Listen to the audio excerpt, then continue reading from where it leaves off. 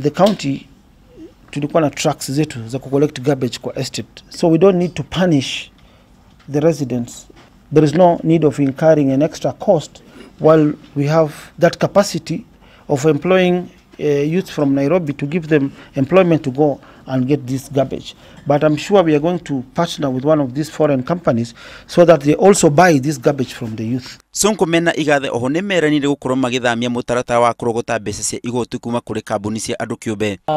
We are going to make sure that we know on a daily basis the revenue collected by the County of Nairobi by creating a single treasury account as required by the Public Finance Act, PFM Act.